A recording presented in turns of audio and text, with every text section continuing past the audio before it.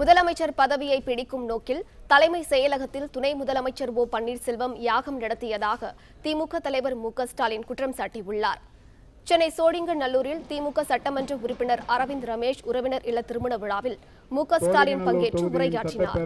இன்று அதிகாலை 3 மணி முதல் 5 மணி வரை தலைமை செயலகத்தில் துணை முதலமைச்சர் ஓ பன்னீர்செல்வம் யாகம் நடத்தியிருப்பதாக கூறினார். என்ன பதவிக்காக அவர் யாகத்தை நடத்தினார் என கேள்விக்குறி எழுந்திருப்பதாகவும் மு.க.ஸ்டாலின் குறிப்பிட்டார்.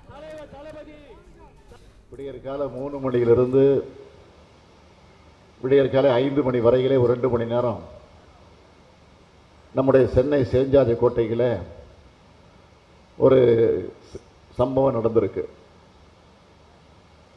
என்ன சம்பவம் என்று கேட்டால், தமிழ்நாட்டினுடைய துணை முதலமைச்சராக இருக்கக்கூடிய ஓ பன்னீர்செல்வம் அவர்கள் ஒரு யாகத்தை நடத்தியிருக்கிறார். எங்கு யாகம்தான்? கோட்டையில் அவருடைய அறையிலே, துணை முதலமைச்சருடைய அலுவலகத்திலே சென்னை சேஞ்சாதி கோட்டையில் ஒரு யாகத்தை நடத்தியிருக்கிறார். இதே ஓபிஎஸ் அவர்கள் தன்னிடத்தில் இருந்த முதலமைச்சர் பதவி பறிக்கப்பட்ட உடனே அம்மையார் ஜெயலலிதா அவர்கள் அடக்கம் செய்யப்பட்டிருக்கக்கூடிய அம்மையார் ஜெயலலிதாவுடைய சமாதிக்கு சென்று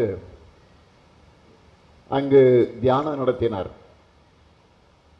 ஆவியோடு பேசினார். ஆக அப்படி தியானம் நடத்திய காரணத்தால், ஆவியோடு அங்கே அந்த தியானத்தை நடத்திய காரணத்தினால ஒருவேளை அவருக்கு துணை முதலமைச்சர் பதவி மீண்டும் கிடைச்சிருக்கலாம். ஆக இப்போது யாகம் நடத்தி என்ன பதவிக்காக அந்த யாகத்தை நடத்தி இருக்கிறார் என்று ஒரு கேள்விக்குறி வந்திருக்கு. வேற ஒன்றும் இல்லை, முதலமைச்சர் பதவி காலியாக போகுது. முதலமைச்சர் எடப்பாடி விரைவிலே சிறைக்கு போக போறாரு. இதை நான் சொல்லுகிற காரணத்தால் எடப்பாடி பழனிசாமி என் மீது வழக்கு போடுவதற்காக தான் நான் காத்துக்கிட்டு இருக்கேன். அதை எதிர்பார்த்து காத்துக்கிட்டு இருக்கிறேன்.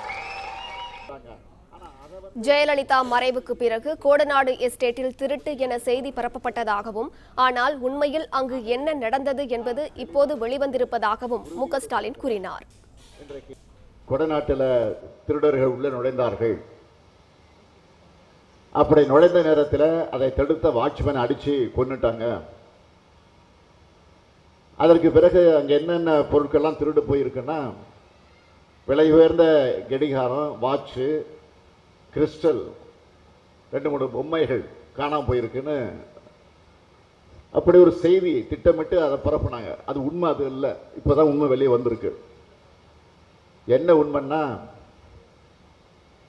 அம்மையார் ஜெயலலிதா அவர்கள் இறந்த உடனே அங்கு சில டாக்குமெண்ட்ஸை அம்மையார் ஜெயலலிதா அவர்கள் சில டாக்குமெண்ட்ஸுகளை எல்லாம் டேப் எடுத்து, வீடியோ எடுத்து கம்ப்யூட்டரில் போட்டு வச்சிருக்கிறாங்க. பென்டிரைவில் அதை பதிவு பண்ணி வச்சிருக்கிறாங்க.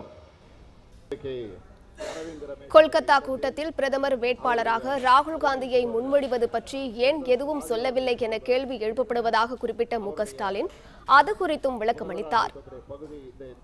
நம்முடைய மாநிலத்தை பொறுத்த வரைக்கும் நாம சொல்ல வேண்டிய அவசியம் இல்லை.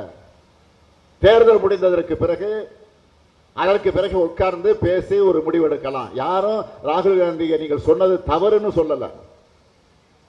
அவர் பிரதமருக்கு ஏற்ற உரியவர் தான் என்று சரத்பவார் சொல்லலையா? இப்படி பல மாநிலத்தில் இருக்கக்கூடிய தலைவர்கள் கருதலையா? நேற்றைக்கு யாராவது அந்த மேடையில் வச்சுக்கிட்டு என்ன பார்த்து ஏன் அப்படி சொன்னேன்னு யாராவது கேட்டாங்களா? நீங்க உங்க மாநில பிரச்சனை சொல்லிருக்கீங்க, உங்க உரிமையை சொல்லிருக்கீங்க. எங்க பிரச்சனையை, எங்களுடைய உரிமையை, எங்களுடைய சூழ்நிலை வருகிற போது நாங்கள் சொல்லுவோம் என்ற நிலையில தான் இருக்கிறார்களே தவிர, இதை கூட தெரிந்து கொள்ள முடியாத நிலையில சில அரசியல் கட்சி தலைவர்கள் இருக்கிறார்கள் என்று பார்க்கிற போது அவர்களாவது அரசியலுக்காக செய்யறாங்க. ஆனா அதை இன்னைக்கு பத்திரிகைகள், மீடியாக்கள் பெருசுபடுத்துறது எனக்கு உள்ளபடியே வேகமாகவும் இருக்கு, வேடிக்கையாகவும் இருக்கு.